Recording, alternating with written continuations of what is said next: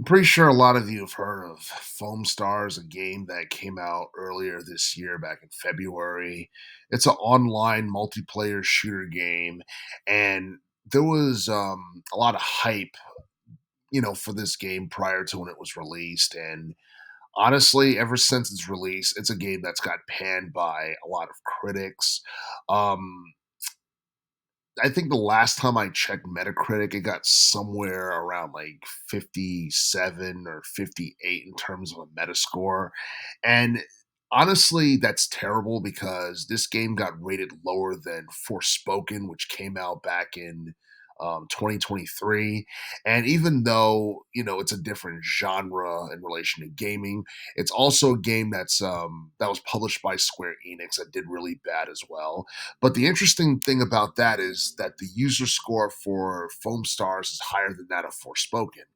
And and I feel like Foam Stars is a game that Square Enix made to try and, I guess, deviate from the norm in terms of appealing to casuals, because for the most part Square Enix is about making RPGs and that's been their thing. And honestly, they haven't been having a lot of luck lately with their video games, whether it be RPGs or anything else, because their games have been flopping. Foam Stars, Forspoken, you know, Final Fantasy 16.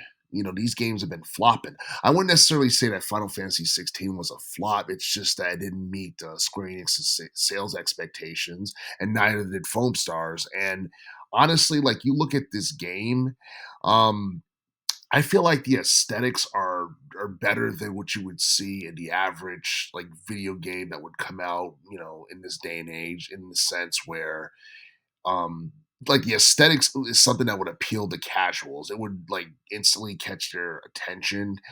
But I feel like I don't know, I feel like Foam Stars is kind of like Splatoon for adults, but not as, appealing for the most part.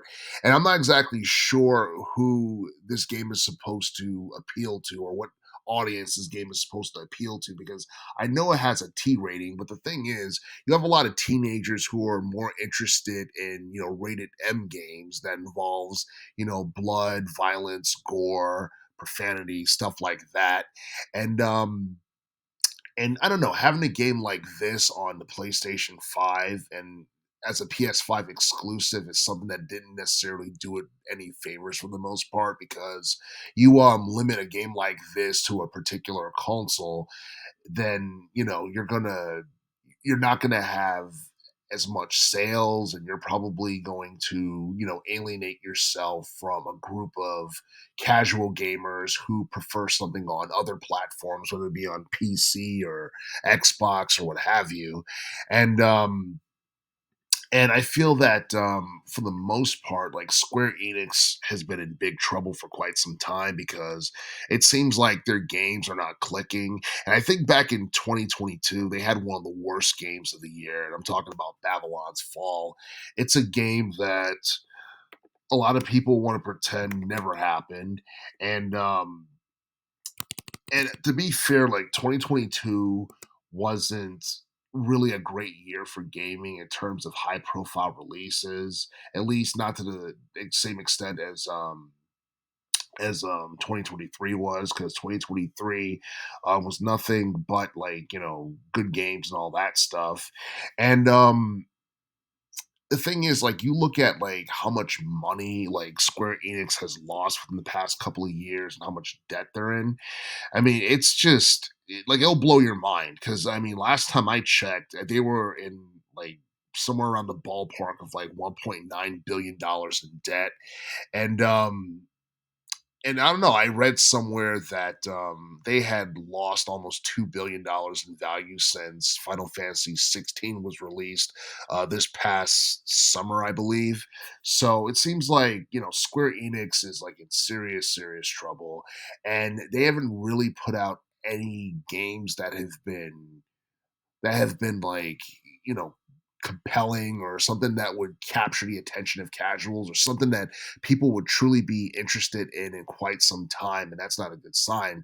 And I hate to say it, but I feel like the Square Enix series is, or not the Square Enix, but the Final Fantasy series for the most part is past its prime, and that nobody really cares about it anymore. Because you look at like Final Fantasy during its golden days, like, Final Fantasy like 7 up until like maybe 12, or maybe like, 14 or whatever.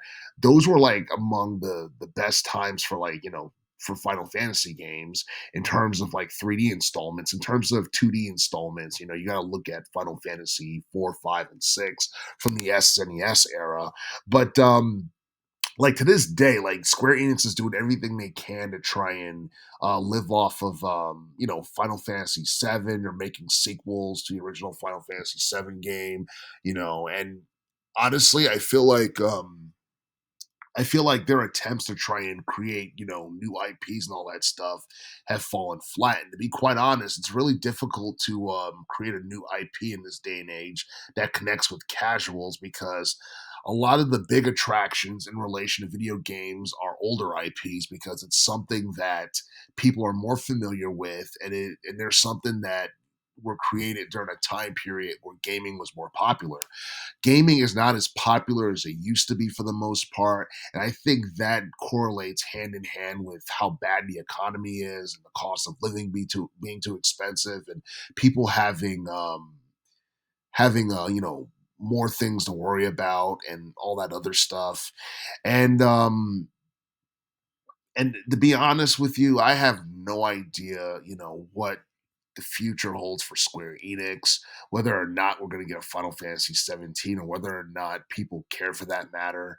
Um, I think Foamstars was a game that Square Enix made free to play not too long ago, and when it gets to that point where you have to take a game that people originally had to pay for free to play, that's not a good sign. That tells me that your game is something that people are not really interested in, and that that they're desperate to get more players.